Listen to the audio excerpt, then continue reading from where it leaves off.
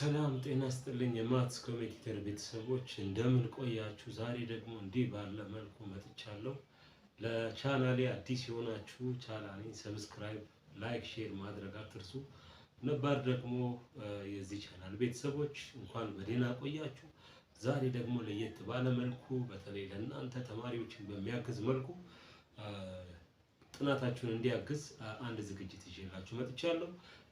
በፊትም እንደነገርኳችሁ እንግዲህ ከጎናችሁ ለመሆን የሚችለውን ያክል እያደረኩ ነው። ብዙ ቪዲዮዎችንም ለቅቄላችኋለሁ። በተለይ አንዳንድ ልጆች የምትጠይቁኝን ቪዲዮ ሰርቻለሁ። ስፔሻሊ እነዚህ ኢንቴግሬሽን ላይ አንዳንድ ቪዲዮዎችን ሰርቻለሁ። ገብታችሁ ቪዲዮዎችን ቃኙ።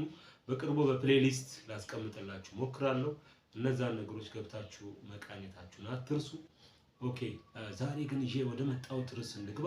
ዛሬ ይዤላችሁ የመጣሁት ልክ መግቢያ ላይ እንደተመለከታችሁት እንዴት ባለ በአጭር ሰዓት ውስጥ መዘጋጀት እንችላለን። ለሁለቱም ነው የሚሆነው። በተለይ በዚህ ወቅት ሁለት ተማሪዎች ናችሁ የምትኖሩት። ከ9 እስከ 12 ተምራችሁ መደበኛ የምትፈተኑ 2015 ተፈታኞች፣ እንደገና ደግሞ ሪሜዲያል ክላስ የምትወስዱ ተማሪዎች ለእናንተ ነው። ባጭሩ እንዴት ሒሳብን ከ9ኛ ክፍል እስከ 12ኛ ክፍል ልንዘጋጅ እንችላለን። አንድ ታሪክ ላንሳላችሁ። መጀመሪያ 9ኛ ክፍል 7 ዩኒት አለ፣ 10ኛ ክፍልም 7 ዩኒት አለን። እንደገና ደግሞ 11ኛ ክፍል 9 ዩኒት አለን፣ 12ኛ ክፍል 7 ዩኒት አለን። ይህንን ምንደምር ከሆነ 3 7ቶች ይኖሩናል። 3 7ቶች 21። እንደገና ደግሞ የ9ኛ ክፍልን ስንጨምር 30 ዩኒት ነው። 30ውን ዩኒት ግን በተበተነ መልኩ ማጥናት የጥናት ሂደታችንን በጣም ያዝግብናል እና እንዴት አድርገን ታዲያ ልናሻሽል እንችላለን? በተቻለ መጠን ሊጣጣሙ የሚችሉ 21 ለሰኖችን አዘጋጅቼላችኋለሁ። ስለዚህ ከ30 ወደ 21 9 የሚጠጋ ዩኒት ቀንሰናል እና እንዴት አድርገን ነው ስቴን ኮንደንስ ያደረግነው? ያንን ነው የምንመለከተው። ሪሜዲያል ክላስ ለምትፈተኑ ኢምፖርታንት ነው። አሁን ደግሞ 12ኛ ክፍል ለምትፈተኑ ለእናንተ እንዴት ነው በዛ ያለውን ነገር ሰብሰብ ባለ መልኩ ልናይ የምንችለው የሚለው የመጀመሪያ ዙር የዩኒት ስብስብ ነው ማሳያችሁ። ቀጥሎ ግን እመጣለሁ ኮር የሆኑ ጉዳዮችንም አነሳላችኋለሁ። ከዚህ ቀደምም እንደዛው ሰርቻለሁ። በተለይ ከዚህ ቀደም የተሰራው ለ11ኛ እና ለ12ኛ ክፍል የሚሆን ቪዲዮ የሰራውላችኋል። ያንን ቪዲዮ ገብታችሁ ከቪዲዮ ሊስቶች ውስጥ ተመልክታችሁ በደንብ እንድታዩ ጋብዛችኋለሁ። ከ12 ምን ይመጣል፣ ከ11 ምን ይመጣል የሚሉ ፎከስ ፖይንቶችን አንስቻለሁ። ከዚህ በኋላም ወደ ፎከስ ፖይንቶቹ እመለሳለሁ በሌላ ቪዲዮ። አሁን ግን የማነሳላችሁ ማለት ነው በዋናነት ሰብሰብ የሚሉ ዩኒቶች እንዴት ናቸው፣ እንዴት 21 አደረግከው የምትሉትን 21ዱን አሳያችኋለሁ። በዚያ መካከል ለናቹራሎች ሞር ፎከስ ባደርግም ሶሻሎች ግን የእናንተንም ቅደም ተከተል በማከል የማስገባ ስለሚሆን በደንብ ብትከታተሉኝ የተሻለ ይሆናል። የእናንተ ወደ 23 ሊጠጋ ይችላል፣ የሶሻሎች ወደ 23 ሊጠጋ የሚችል ኮንዲሽን ይኖረዋል። ስለዚህ ይህን በጥሞና ተከታተሉኝ ዘንድ ጋብዛችኋለሁ። ቪዲዮውን ፕሊዝ በጓግ ተከታተሉ። ኢትዮጵያውያን ደግሞ በምትችሉት መልኩ አሁን የኮኔክሽን ችግር ይኖራል። በቪፒኤን እያያችሁ በተለይ የሚለቀቁ ማስታወቂያዎችን ለኔ አድቫንቴጅ እያያችሁ ብታልፉ ጥሩ ነው። ስኪፕ ከምትሉ ማስታወቂያዎችን ማየት ብትችሉ የተሻለ ነው። ለኔ ሳፖርቲቭ ነው የሚሆነው እና የተሻለ ነገር አለው ለኔና በቃ ከእናንተ የምጠብቀው እሱን ነው። ላይክ ሼር አድርጉ። ደግሞ ማስታወቂያዎችን ብዙ ስኪፕ ባትሏቸውና መመልከት ብትችሉ ጥሩ ነው። እሺ ወደ ዲስከሽናችን እንግባ። እንዴት አድርገን ነው የምናጠናው? እስኪ ቅደም ተከተሎችን ሚክስ እያደረግን እያየን እንሄዳለን። ይዤላችሁ የቀረብኩት ሀሳብ ይኸውና ይሄንን ነው የሚመስለው። የመጀመሪያ በተራ ቁጥር 1 2 እያልኩ አቅርቤላችኋለሁ። ስለዚህ እንድትመለከቱ ጋብዛችኋለሁ። ይኸውና የመጀመሪያው 1 እያልን 1 2 3 እያልኩ የሰበሰብኩ 4 እያልኩ አሳያችኋለሁ። እናንተ ይሄንን ቅደም ተከተል የምትከተሉ ከሆነ በእርግጠኝነት በአጭር ጊዜ ውስጥ አንድ ኮንዲሽን ጨርሳችሁ ሪቫይዝ ማድረግ ትችላላችሁ። በ3 ወር ውስጥ በሚቀራችሁ 3 ወር ውስጥ ይሄንን ማድረግ በደንብ ይቻላል። ስለዚህ እንዴት እንጀምራለን? ግሬድ 9 ዩኒት 1 ነምበር ሲስተም ብቻውን ስላለ ነምበር ሲስተምን በተመለከተ ከዚህ እንጀምራለን። መነሻችን ያ ነው። ከ9ኛ ክፍል ዩኒት 1 ነምበር ሲስተም እናጠናለን። በመቀጠል ሁለተኛ ግን መተን የምናጠናው ግሬድ 9 እና ግሬድ 10 ግሬድ 9 ዩኒት 2 እና ግሬድ 10 ዩኒት 3 አንድ ላይ ነው የምናጠናው። አንድ ላይ የሚጠኑ ጉዳዮች ናቸው። ለምን አንድ ላይ ሊጠኑ ቻሉ? ግሬድ 9 ዩኒት 2 ሶሉሽንስ ኦፍ ኢኩዌሽን ነው ያለን ኤንድ ግሬድ 10 ዩኒት 3 ደግሞ ሶልቪንግ ኢንኢኳሊቲስ ነው ያለው። ስለዚህ እዚህ ጋር ኳድራቲክ ኢኩዌሽን ሁሉ ታገኛላችሁ። ስለዚህ ኢንኢኳሊቲ ደግሞ ሶልቭ ታደርጋላችሁ። ስለዚህ ኳድራቲክ ኢንኢኳሊቲ ኳድራቲክ ኢኩዌሽን እንዴት እንደምትሰሩ። ስለዚህ ስታነቡ እነዚህን ሁለቱን ዩኒቶች አንድ ላይ ማንበብ ይጠበቅባችኋል። ቀጥሎ ወደ ሶስተኛው ደግሞ እንምጣ። ተርሱ 9ኛ ክፍል ዩኒት 1 አንድ አለን። 9ኛ ክፍል ዩኒት 2 እና 10ኛ ክፍል ዩኒት 3 አንድ አድርገን ሁለተኛ ብለናል። ሶስተኛ ደግሞ እዛው 9ኛ ክፍል ግሬድ ዩኒት 3 ፈርዘር ኦን ሴትስ ስለ ሴት ሌላ ብቻውን ስለሆነ ስለ ሴት በደንብ ዲስከስ ማድረግ ይጠበቅባቸዋል። ከዛ በመቀጠል አራተኛ የምናጠናው እዛው ግሬድ 9 ዩኒት 4 ላይ ሪሌሽን ኤንድ ፋንክሽን የሚለውን እናጠናለን። በነገራችን ላይ የማስቀምጥላችሁ ቅደም ተከተል አካዳሚካሊ አት ኮንቴንት ሪሌትድ የሆኑ ናቸው። ዋንስ ዲፔንዲንግ ኦን ዘ አዘር ፕሪ ሪኩዊዚት ጠብቄላችሁ ነው ያስቀመጥኩት። ቅደም ተከተላቸውን ጠብቆ ማን ከማን ከተከትሎ መምጣት አለበት የሚለውን ሂደት ሁሉ እንድትከተሉ በሚመች መልኩ ነው ያመጣው። ስለዚህ ከዚህ ከአራተኛው በኋላ ምን ቀጥለው ወደ አምስተኛው ይጃችሁ ይሄዳሉ። አምስተኛ ላይ ስንመጣ ተመልከቱ፣ ካቆምንበት ነው ምን ጀምረው። ግን አምስተኛ ላይ የሚኖረን ማን ነው? ግሬድ 9 ዩኒት 1 ነው የሚሆነው። ምክንያቱም ለምንድን ነው? ፈርዘር ኦን ሪሌሽንስ ኤንድ ፋንክሽን ነው የሚለው። ምክንያቱም የታቆሚያችሁ ነበር የምታስታውሱ ከሆነ 4 ላይ ማን ላይ ነበር ያቆምነው?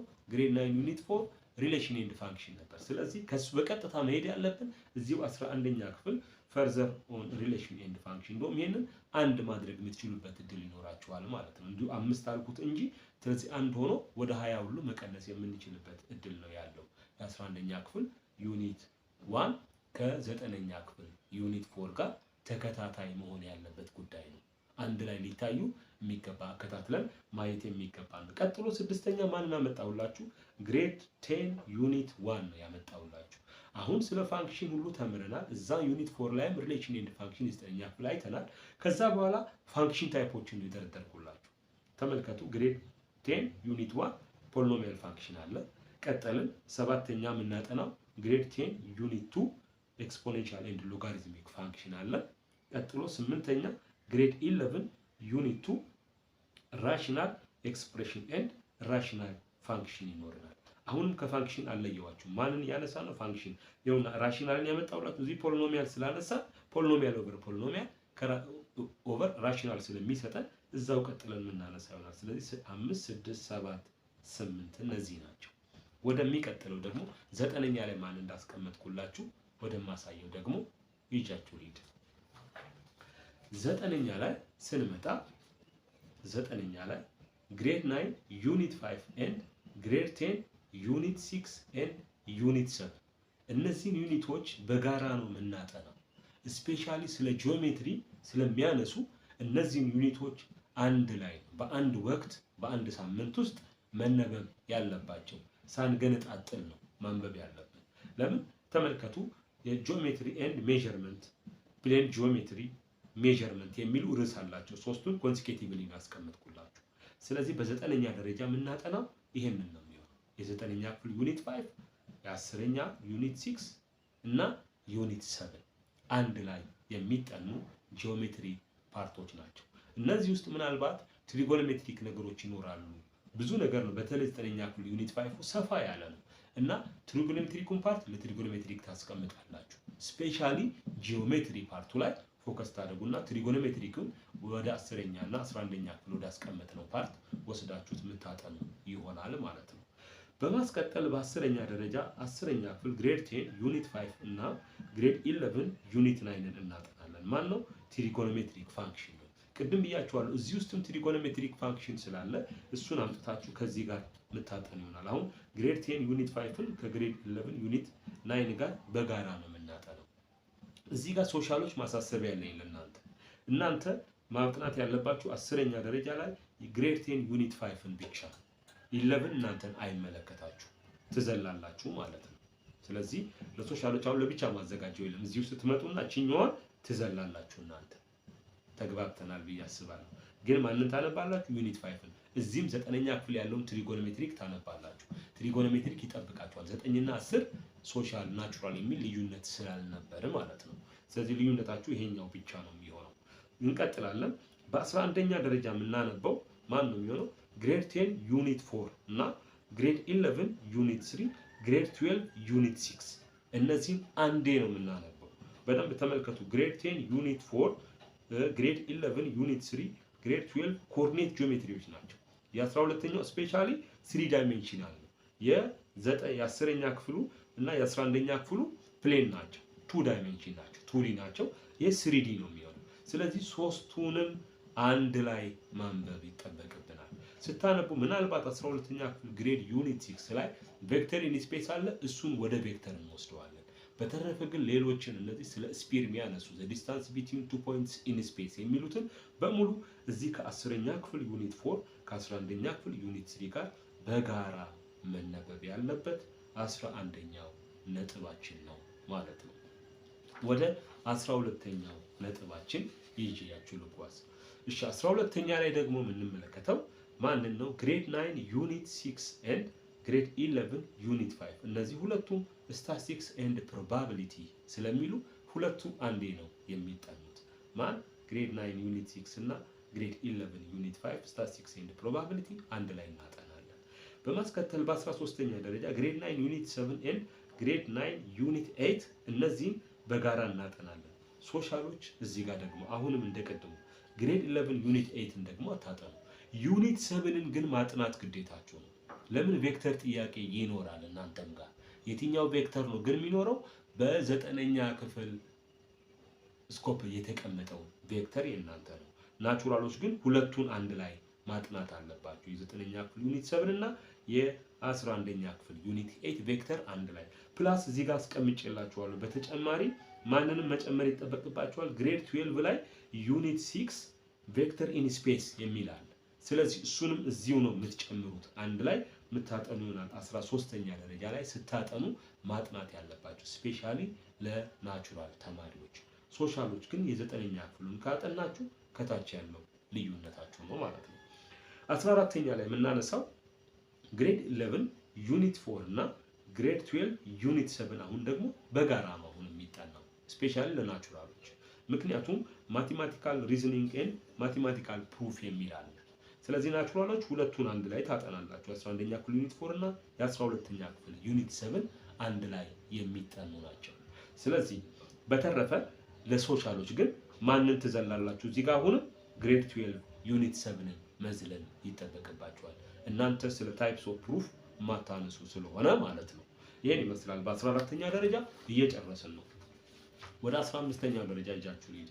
በ15ኛ ደረጃ የምናየው ደግሞ ግሬድ 11 ዩኒት 6 ማትሪክስ ኤንድ ዲተርሚናንት ነው። ለብቻው የምናየው ነው፣ አጣማሪ የሌለው ፓርት ስለሆነ በ15ኛ ደረጃ ያን እናያለን። በ16ኛ ደረጃ ግሬድ 11 ዩኒት 7 ሴት ኦፍ ኮምፕሌክስ ነምበር፣ ይሄም አጣማሪ ስለሌለው ብቻውን በ16ኛ ደረጃ የምናመለከተው ይሆናል። በ17ኛ ደረጃ ግን የምናየው ግሬድ 12 ዩኒት 1 እነዚህ ተከታታይ ናቸው። በቃ ከዚህ በኋላ አንዘልም። በተለይ ከ17 እስከ 21 ያለው 12ኛ ክፍል ከዩኒት 1 እስከ ዩኒት 5 ያለውን ቅደም ተከተል ያለ ምንም መዝለል ምንጠናው ይሆናል። ይሄው 11ኛ ላይ ግሬድ 11 ዩኒት 1 ሲኩዌንስ ኤንድ ሲሪስ ይኖረናል። 18ኛ ላይ ግሬድ 12 ዩኒት 2 ሊሚትስ ኤንድ ኮንቲኒቲ ይኖረናል። 19ኛ ላይ ግሬድ 12 ዩኒት 3 ዲፈረንሺያል ኢንትሮዳክሽን ቱ ዲፈረንሺያል ካልኩለስ ይኖረናል። እንደገና 20ኛ ላይ ግሬድ 12 ዩኒት 4 አፕሊኬሽን ኦፍ ዲፈረንሺያል ካልኩለስ ይኖረናል። 21ኛ ላይ እንደዚሁ ግሬድ 12 ዩኒት 5 ኢንትሮዳክሽን ቱ ኢንቴግራል ካልኩለስ በቅደም ተከተል የሚኖረን ይሆናል ማለት ነው። እሺ ቅድም ጀምሮ ለናቹራሎች ተጨማሪ ነገር አውርቻለሁ። ስለዚህ አሁን ሶሻሎች የእናንተን ዲፈረንስ ከዚህ በኋላ ማጥናት ትችላላችሁ። እንዴት ነው የምታጠኑት? ኦልሬዲ ናቹራሎች ጨረስን። በቃ እስከ ስንት ድረስ? እስከ 21ኛው ድረስ። ስለዚህ ሶሻሎች ግን ምንድነው አድቫይስ ማድረጋችሁ?